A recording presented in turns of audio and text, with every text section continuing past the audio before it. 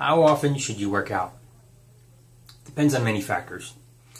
You can train hard, you can train long, or you can train often, but you can't do all three. So training hard is intensity, right? If you're doing activities like sprinting in very heavy weights, very maximal lifts, you're going to failure, and you're doing it set after set with very little rest in between. That would be an example of something that's really hard, really intense, right? And for an activity like that, you won't have to do it for very long. You might only do it for 20 minutes or less for the whole entire workout, right?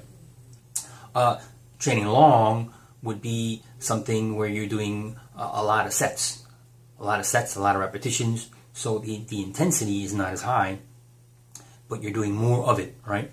Or maybe you're doing something like running or some aerobic activity that's not as full out sprint.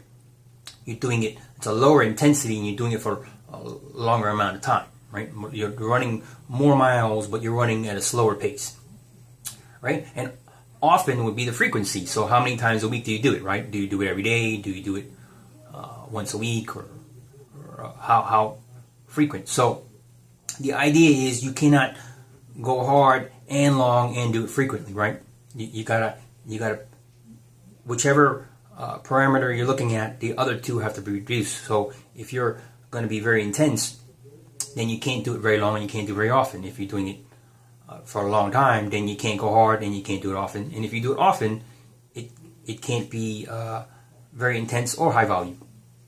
So these are just some of the general ideas. I've made really good gains on doing very intense exercise, high intensity training, for example, working each muscle group as little as once every 2 weeks. For people who want to maybe gain a little more muscle size, they might want to do a little more volume. For people who are doing very light aerobic activity, maybe they could do that every other day. But if they're doing really hard sprints, very super intense exercises that really tax the nervous system, you can't do that frequently. And so the idea is that for strength training and muscle training, or even for some of the more intense activities like sprinting, for example, when you're going really hard, especially with very little rest, and you're really taxing your nervous system, and you're creating micro tears in the muscle, the workout is not actually making you stronger. The workout is making you weaker.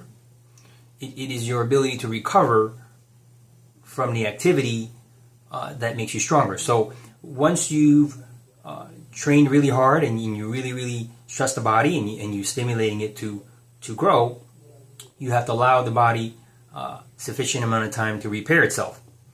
And it's the ability to recover and repair and adapt to the stress of the exercise that's going to actually allow you to gain improvements. So if you're not getting enough rest, if you need, let's say, 7 days rest, and you train it again in 5 days, you're not going to get the maximum benefit. And in some cases, you might actually cause more tear or cause it to be weaker. And this is what I see a lot of times with people who are overtraining. So they think, well, if doing it twice a week is good, then if I do it 3 times a week, I'm going to get more, right? If I can, 20 minutes is good. If I do it for an hour, it's going to be even better. It doesn't work that way. Exercise is a stress. And once you've given the body a sufficient stimulus that's intense enough to cause an adaptation, you have to allow the body to actually recover and adapt to the stress of the exercise. And once you do that, you can hit it again, and your body will continue to adapt and grow. But if you try to do it too frequently, or you're not eating well, you're not resting well, and you just keep tearing at the body, you're just going to wear yourself out. All right? So that's the tip for today. If you have any questions, please leave in the comment below, all right? Thanks for watching.